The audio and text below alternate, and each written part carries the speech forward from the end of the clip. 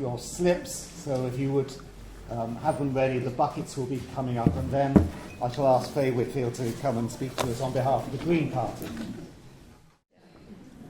Right, thank you for having me. Can I have a quick hands up in the room? Is anyone here younger than 26? I'm lying. Oh, yay! Good on you! And this is why climate change really matters to me, because there are a lot of people in this room who've had a lot more time to do something about it than me, and this is something we've known about for 50 years, and I can't believe that my generation is having to come and talk about this. So, my presentation is split into two halves. The first focuses on what needs to be done, and the second is on how we do it. A lot of my research has come from the Bristol Green Councillors. They were the first local authority to declare a climate emergency. Energy. Low carbon energy investment would make Baines well placed to meet our target. Alongside energy efficiency and reduction in demand, further work on renewable energy generation, smart energy infrastructure, grid balancing and battery storage is crucial. When we think of renewable energy, we do tend to think of solar and wind energy, like Mark pointed out. MEP Molly Scott-Cato's Power to Transform the South West report points out that over 70% of renewable energy that could be generated in the west of England could come from sources such as tidal lagoons, air and ground source heat pumps, which work best with the environment that we've got. The most cost-effective way to reduce carbon emissions is through energy efficiency. This must be scaled up across our city and include not just houses that are easy to improve, also extensive heritage stock like this. And as someone who is studying heritage, I can tell you that the Bath Preservation Trust is very antiquated in its way of thinking. Thank you. Dyslexia. The Council Property Development Company, ADL, is beginning to convert existing council-owned businesses and retail premises into residential. ADL should be carrying out work to the highest possible environment standards. We need to go beyond the minimum that is legally required and be an example to homeowners and landlords.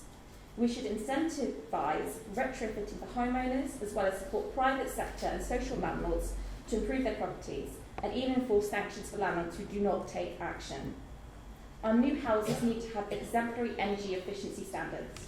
One idea is to require new developments to provide 20% on-site renewable energy generation, and this is alongside grants for micro-home energy generation, investing in battery storage and grid updates.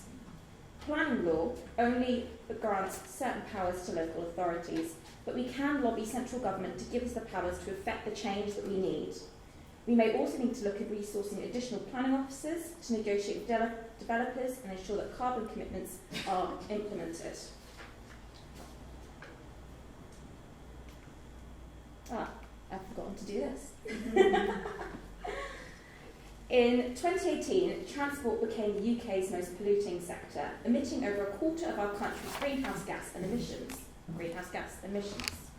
We all know how congested Bath can get, and congestion also has a highly negative impact on our economy. We won't meet our 2030 target without tackling congestion and our addiction to the car, and we won't be able to address either without prioritising public transport, walking and cycling infrastructure. We need radical change, and one great example of this is Manchester's Made to Move initiative. This aims to quadruple cycling and make walking a natural choice for as many short journeys as possible. It's supported by a ring-fenced 10-year, £1.5 billion infrastructure fund, which includes a programme of improvements to cycle and pedestrian infrastructure. The Greens believe that Bath Clean's Air Zone is a sticking plaster solution, and our stance is that it should involve cars. We want the money raised from penalties to go straight into improving our public transport network, and particularly ensuring that improvements are made to the most deprived parts of our city. This will mitigate the impact on those older cars who have lower incomes. Many cities have successfully used the Financing Sustainable Cities initiative to gain funding for clean transportation like electric-powered rather than diesel-powered local buses. And other funding opportunities need to be explored in conjunction with the West of England Combined Authority, which we are part of as part of Baines. An idea to begin with is having a car-free day inside Central Bath as a means of letting people experience what a difference fewer cars might mean for the well-being of Bath, business and industry. Research done by Can Do Cities, a charity, reveals carbon-effective and cost-effective methods of reducing carbon in the commercial and industrial sector, which we can implement. This includes cooling in retail buildings, changes to lighting, boiler maintenance and insulation improvements. The available research needs to be analysed and used in a public awareness campaign to encourage businesses and partners across the city to play their part in reducing carbon emissions, which would be good for companies' bills too. Now food, waste and land use.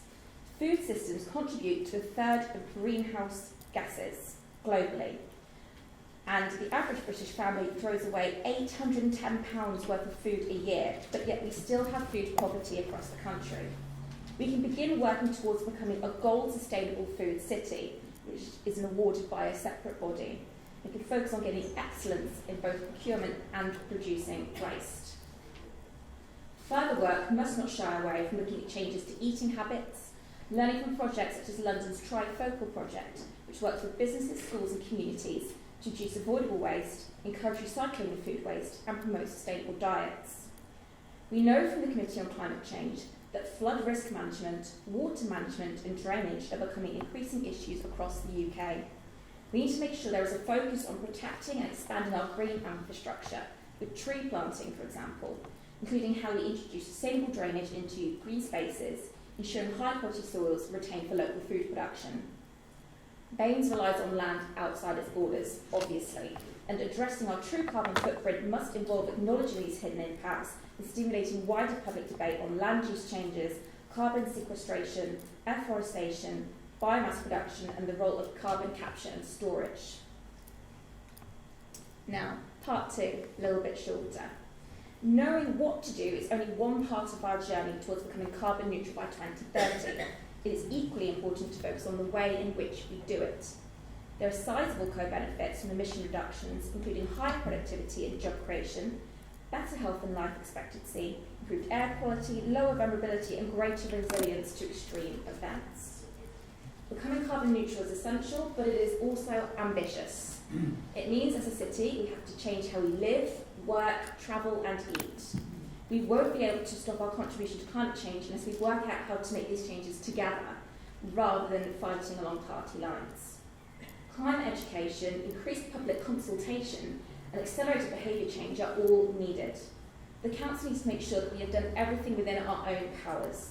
This includes working to make the Council carbon neutral and maximising the benefit of their procurement and planning policy. We will also need additional funding to succeed. So we need to make sure our finance team is resourced and enabled to do innovative work to leverage additional funding from grants, governments and organisations to help this work. I was in year 10 studying for my GCSEs when the financial crash happened. I've spent my entire adult life in austerity, and I can tell you I think it's time that changed. And this money needs to go towards something that we have no choice in, like climate change. Carbon emissions clearly do not recognise administrative boundaries, so solutions need to be considered on a regional as well as local scale. The West of England Combined Authority, which I mentioned earlier, will be a vital partner for this work, especially given their focus on housing, transport, skills training and job creation. Thank you.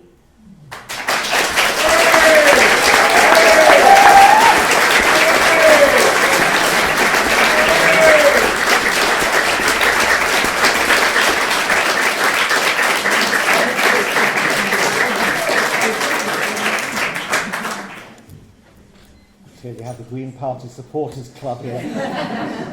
No, it's just very good.